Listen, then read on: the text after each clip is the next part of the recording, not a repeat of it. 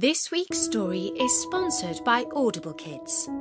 Please visit audiblekids.com/storynori for your free audiobook download. Jack and the Beanstalk. Hello, this is Natasha, and I'm dropping by with a famous fairy tale which comes from Cornwall. If you look at a map of England, you'll see that it's shaped a bit like a boot, and the foot of the boot is Cornwall.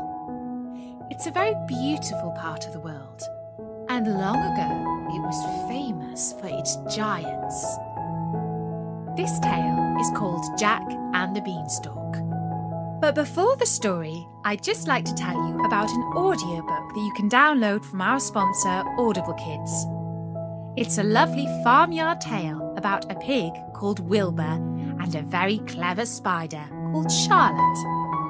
Charlotte uses her web to save Wilbur's life. The recording is very special because it's read by the author himself, E.B. White. The book's called Charlotte's Web, and you can find it by going to audiblekids.com/storynori or by following the link in the Story Nori sidebar. Now, where was I? Ah yes, Jack and the Beanstalk.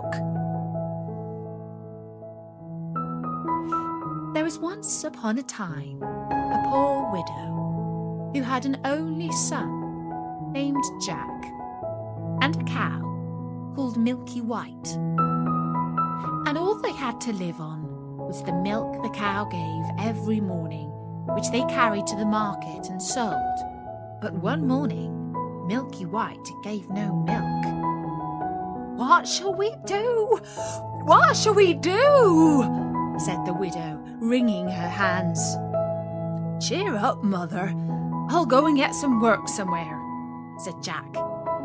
"We've tried that before, and nobody would take you," said his mother.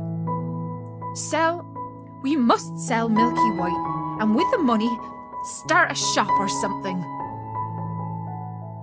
"All right, mother," said Jack. "It's market day today, and I'll soon sell Milky White, and then we'll see what we can do." So he took the cow, and off he started. He hadn't gone far when he met a funny old-looking man who said to him, "Good morning, Jack." "Good morning to you," said Jack, and wondered how he knew his name. "Well, Jack, where are you off to?" said the man. "I'm going to the market to sell our cow there." "Oh, you look the proper sort of chap to sell cows," said the man.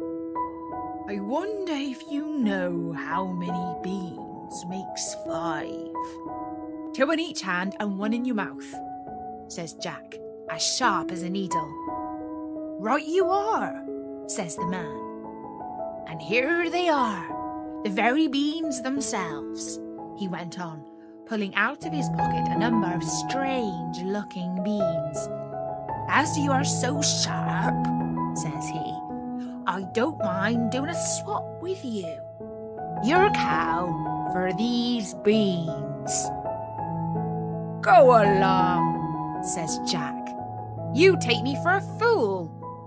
"Ah, you don't know what these beans are," said the man. "If you plant them overnight, by morning they grow right up to the sky." "Really?" said Jack. "You don't say so." "Yes, that is so. And if it doesn't turn out to be true, you can have your cow back." "Right," says Jack, and hands him over Milky White and pockets the beans.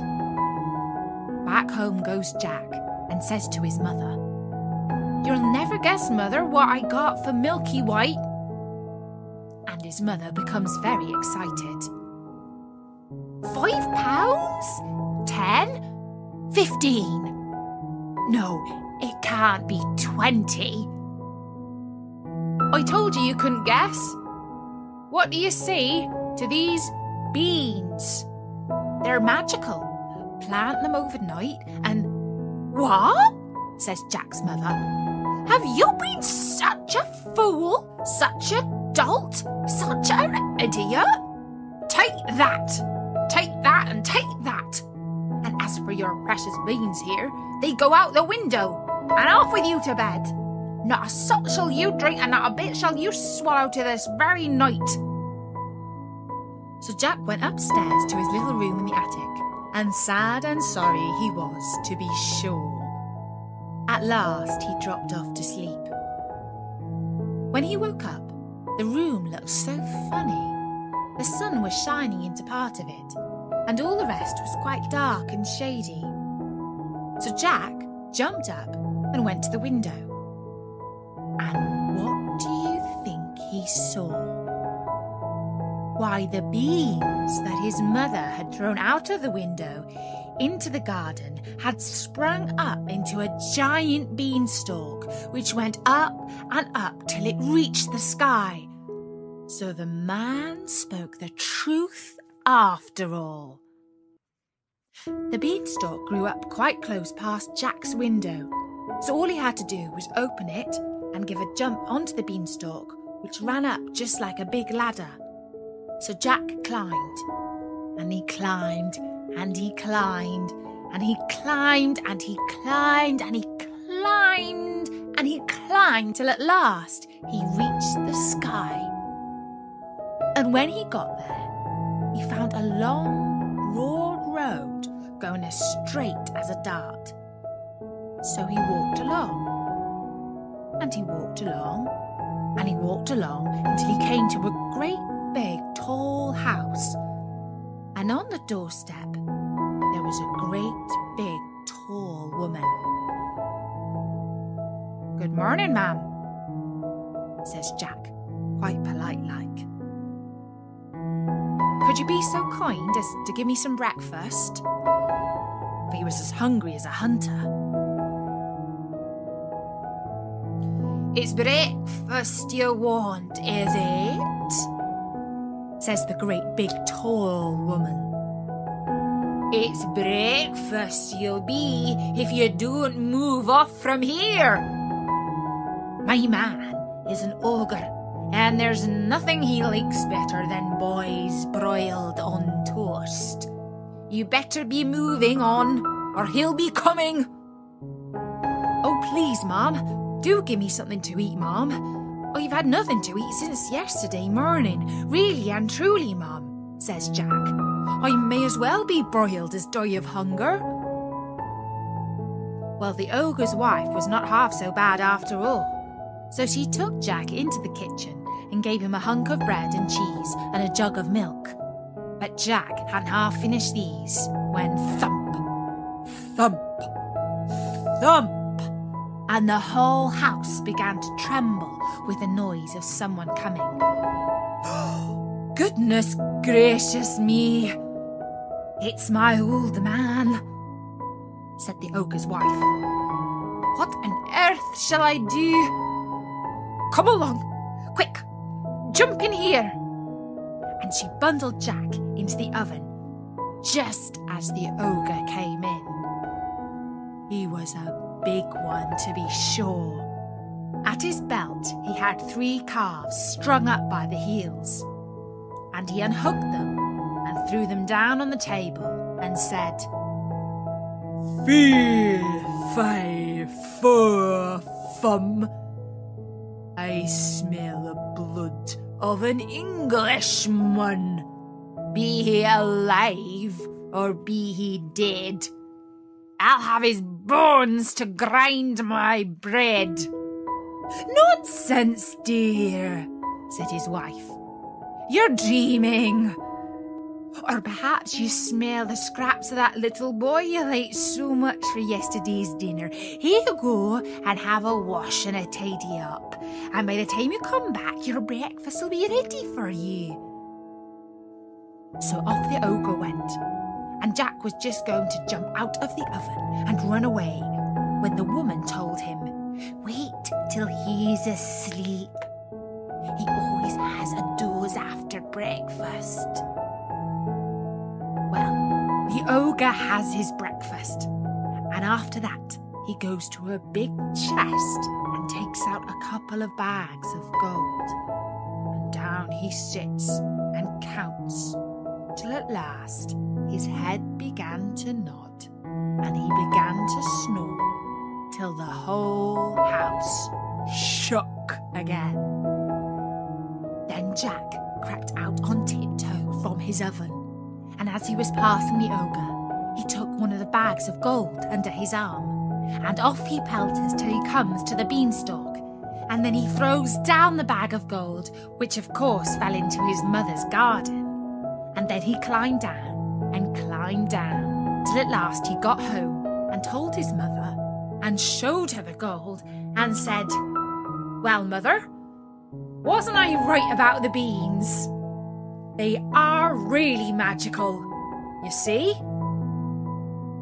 So they lived on the bag of gold for some time, but at last they came to the end of it, and Jack made up his mind to try his luck once more at the top of the beanstalk. So one fine morning he rose up early and got onto the beanstalk, and he climbed, and he climbed, and he climbed, and he climbed, and he climbed, and he climbed, till at last he came out onto the road again, and up to the great tall house he had been to before. There, sure enough, was the great tall woman a-standing on the doorstep. "Good morning, Mom," says Jack, as bold as brass. "Could you be so good as to give me something to eat?" "Go away, my boy," says the big tall woman, "or else my man will eat you up for breakfast." "But aren't you the youngster who came here once before? Do you know that very day my man missed one of his fine gold bags?" "That's strange, ma'am," said Jack. "I dare say I could tell you something about that, but I'm so hungry I can't speak till I've had something to eat." Well, the big tall woman was so curious that she took him in and gave him something to eat. But he had scarcely begun munching it as slowly as he could when, thump, thump, thump, they heard the giant's footsteps, and his wife hid Jack away in the oven again. All happened as it did before. In came the ogre. He said, "Fee, fi, fo, fum," and had his breakfast of 3 broiled oxen. Then he said, "Wife, bring me the hen that lays the golden eggs." So she brought it, and the ogre said, "Lay," and it laid an egg all of gold. And then the ogre began to nod his head and to snore until the house shook. Then Jack crept out of the oven on tiptoe and caught hold of the golden hen, and was off before you could say Jack Robinson. But this time the hen gave a cackle, which woke the ogre, and just as Jack got out of the house he heard him calling, "Wife! Wife, what have you done with my golden hen?" And the wife said, "Why, my dear?" But that was all Jack heard, for he rushed off to the beanstalk and climbed down like a horse on fire. And when he got home, he showed his mother the wonderful hen and said, "Lay," to it, and it laid a golden egg every time he said, "Lay." Well, it wasn't long before Jack made up his mind to have another try at his luck up there at the top of the beanstalk. So one fine morning he rose up early, and he got to the beanstalk, and he climbed, and he climbed, and he climbed, and he climbed till he got to the top. But this time he knew better than to go straight to the ogre's house. And when he got near it, he waited behind a bush till he saw the ogre's wife come out with a pail to get some water. And then he crept into the house and got into a big copper pot. He hadn't been there long when he heard thump, thump, thump, as before, and in came the ogre and his wife. 3, 5, 4, thump. I smell the blood of an Englishman. I smell him, wife. I smell him. Dear, my dearie, says the ogre's wife. Then, if it's that little rogue that stole your gold, and the hen that laid the golden eggs he's sure to have got in the oven.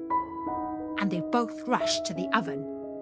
But Jack wasn't there, luckily. So the ogre sat down to the breakfast and ate it.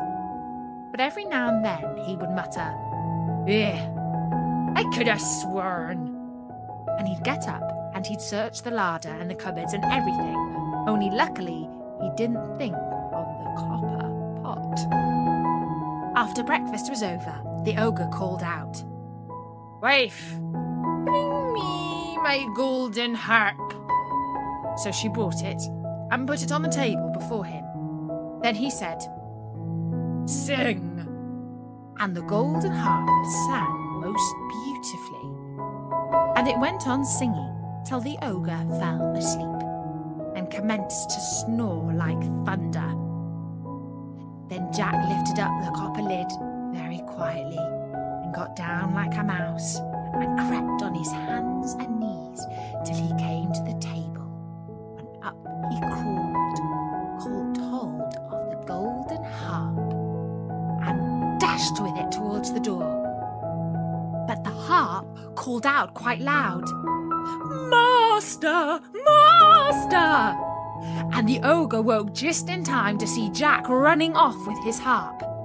Jack ran as fast as he could, and the ogre came rushing after, and would soon have caught him, only Jack had a head start and dodged him a bit and knew where he was going.